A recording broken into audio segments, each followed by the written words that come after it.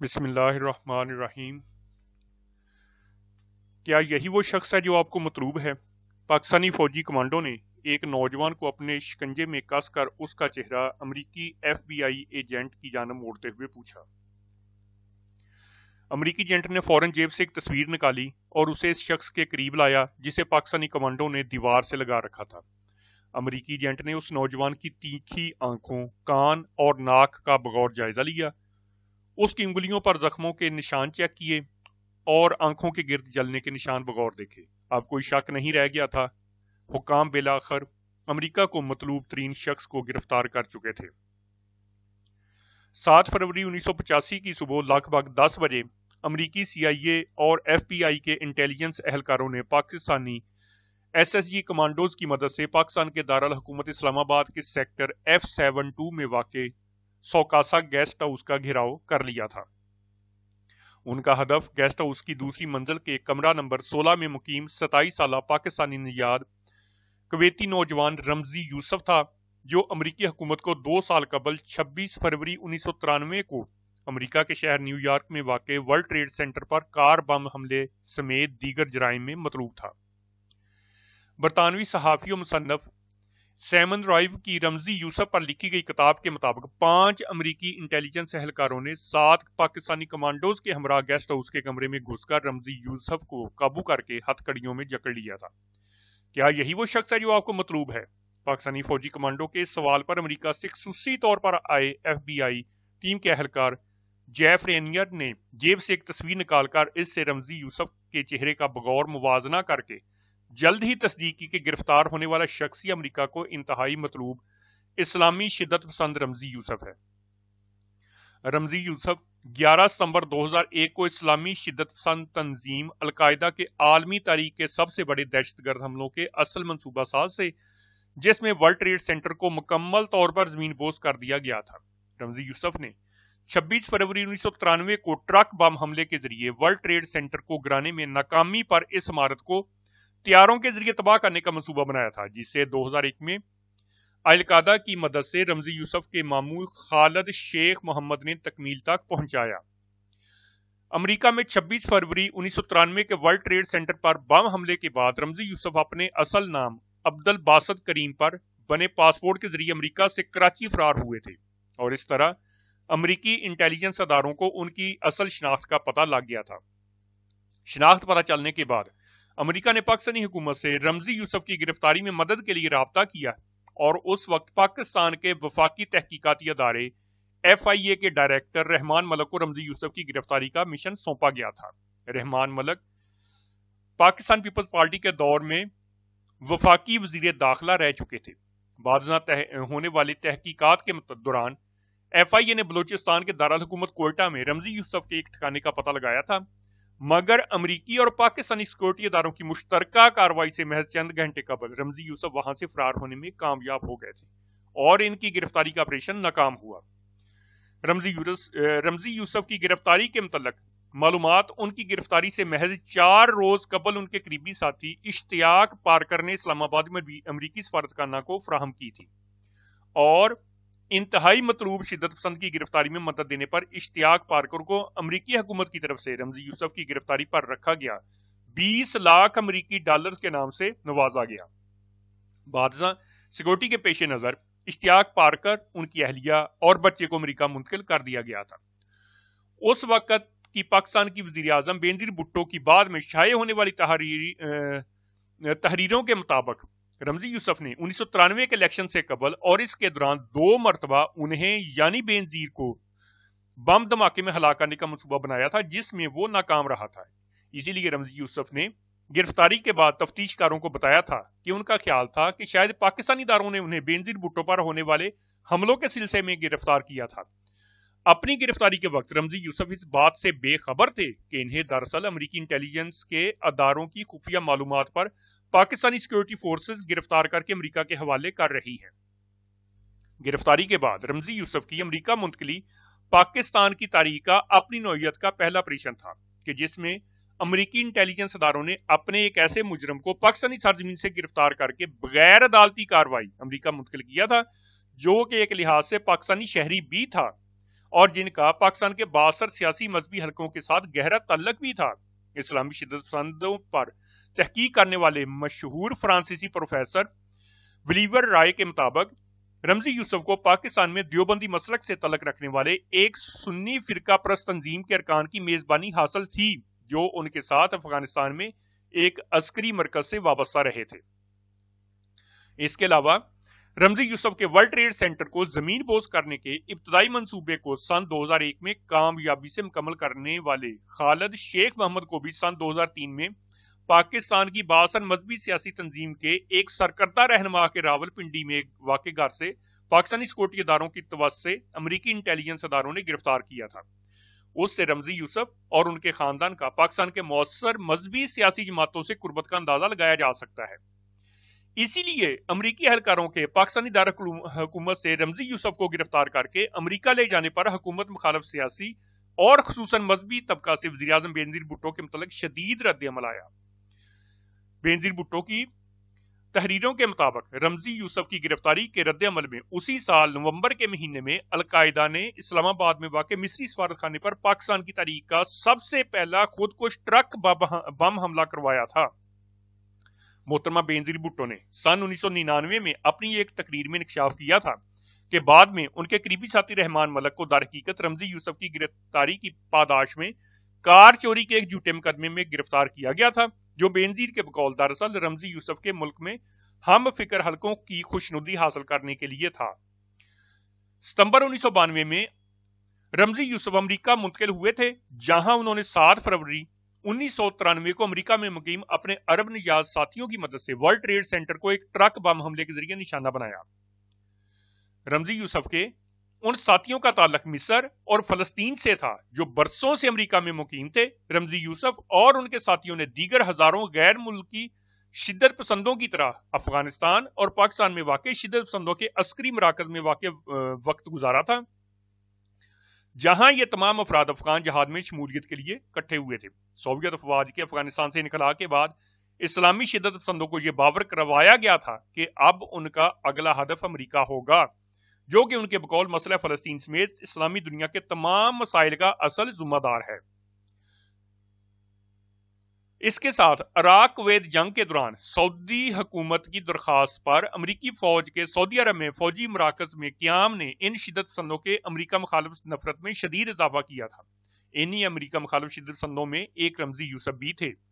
9/11 commission report کے مطابق رمزی یوسف نے امریکی تفتیش کاروں کو گرفتاری کے بعد بتایا تھا کہ ان کا اندازہ تھا کہ ورلڈ ٹریڈ سینٹر پر حملے کے نتیجے میں کم از کم 2.5 لاکھ امریکی شہری مارے جا سکتے ہیں، مگر ایسا نہ ہونے پر انہیں افسوس ہوا تھا۔ رمزی یوسف کی توقعات کے برعکس اس حملہ میں فقط 6 افراد ہلاک اور 1000 کے قریب زخمی ہوئے تھے اور ورلڈ ٹریڈ سینٹر مکمل زمین بوس نہیں ہو سکا تھا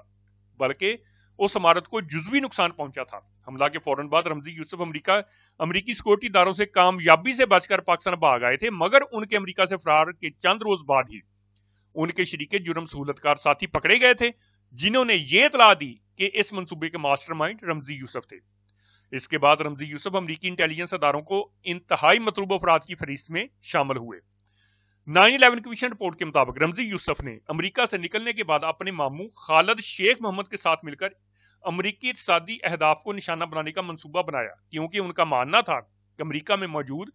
اقتصادی اہداف کو نشانہ بنا کر وہ امریکہ کی مسلم مخالف خارجہ پالیسی میں تبدیلی لانے کے لیے دباؤ بڑھا سکیں گے۔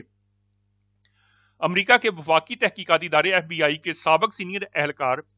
علی سوفان کی خود نوشت کے مطابق گرفتاری کے وقت ورلڈ ٹریڈ سینٹر کے اوپر سے پرواز کے دوران رمزی یوسف نے اس عمارت کی طرف اشارہ کرتے ہوئے امریکی اہلکاروں کو بتایا تھا کہ اگر ان کے پاس فنڈز کی کمی نہ ہوتی تو آج یہ عمارت کھڑی نہیں رہتی۔ بعد ازاں شاید انہیں فنڈز کے حصول کے لیے رمزی کے قریبی ساتھی خالد شیخ محمد نے مشن کی تکمیل کے لیے القاعدہ کے سربراہ اسامہ بن لادن سے گٹھ جوڑ بنا لیا تھا۔ امریکی ادارے انعامات برائے انصاف کے مطابق امریکہ میں ورلڈ ٹریڈ سینٹر پر حملے سے اپنے محدودہ اہداف میں ناکامی کے بعد 1994 کے موسم سرما کے اواخر میں رمزی یوسف نے خالد شیخ محمد اور دیگر 3 ساتھیوں کے ساتھ مل کر فلپائن سے پرواز بھرنے والے 1 درجن امریکی مسافر طیاروں میں بم نصب کر کے انہیں دوران پرواز اڑانے کا منصوبہ بنایا تھا۔ اس منصوبے کو منیلا ایئر یا ओपलान बोजेनका मंसूबा भी कहा जाता है। उसी साल 12 सितंबर को इस मंसूबे को अमली जमा पहनाते हुए जापान के शहर टोक्यो जाने वाली एक फिलिपाइन के मुसाफिर बरदार तैयारी में कामयाबी से बम नस्ब करके धमाका भी किया गया था। मगर चंद रोज बाद 7 जनवरी को इस मंसूबे के आखिरी मरहल में एक तकनीकी गलती की वजह से इत्तफाकन बम तैयार करने की लेबॉरेटरी में आग लग गई। आग लगने के इस वाक़े के बाद रमजी यूसुफ का करीबी साथी अब्दुल हकीम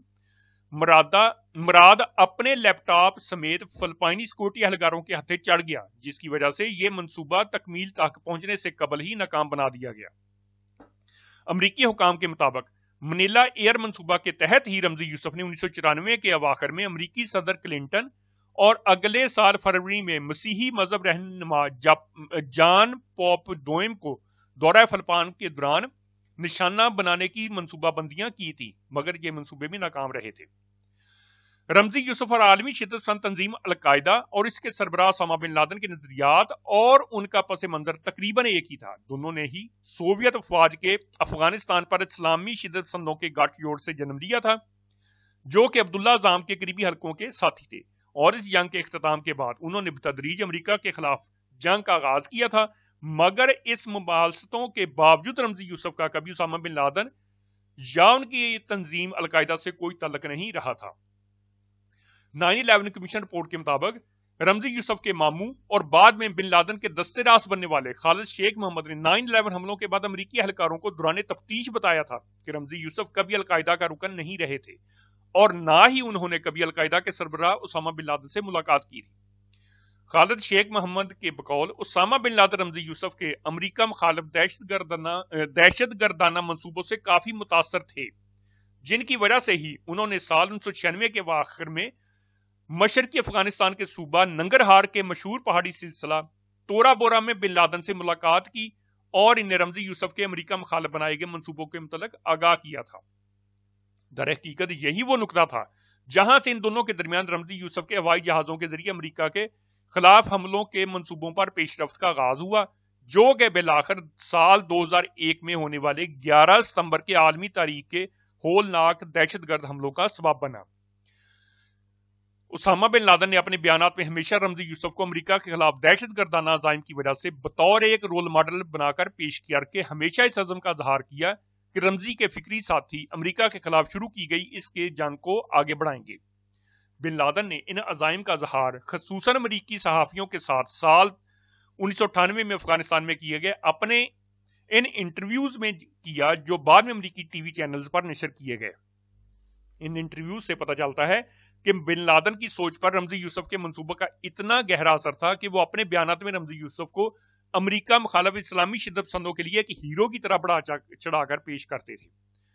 रमजी यूसुफ का असल नाम अब्दुल बासित करीम था, जो कि मशरिक़ वुस्ता के मुल्क कुवैत में एक पाकिस्तानी निजात घराने में अप्रैल 1968 में पैदा हुए थे। उनके खानदान का तल्लुक सूबा बलोचिस्तान के ईरान से मुतसिल दूर दराज सरहदी इलाके के बलोच कबाइल से था, जो कि 60 की दहाई के वाइल में कुवैत मुंतकिल हो गए थे। रमजी यूसुफ के नाना कुवैत की एक बड़ी मस्जिद में पेशमाम खतीब थे और यह घराना सख्त मजहबी सोच का हामिल था। बाद में रमजी यूसुफ के मामू कुवैत में अखवानुल मुस्लिमीन तंजीम की शाख से वाबस्ता हो गए थे, जहां उनके बड़े मामू शेख आबद इस तंजीम की नौजवानों की शाख के सरकर्दा रहनुमा बने। आबद शेख उर्दन की एक यूनिवर्सिटी में अखवानुल मुस्लिमीन के अहम रहनुमा और मशहूर फलस्तीनी जहादी मुफक्कर डॉक्टर अब्दुल्ला अज़ाम के करीबी साथी बन गए थे। डॉक्टर अज़ाम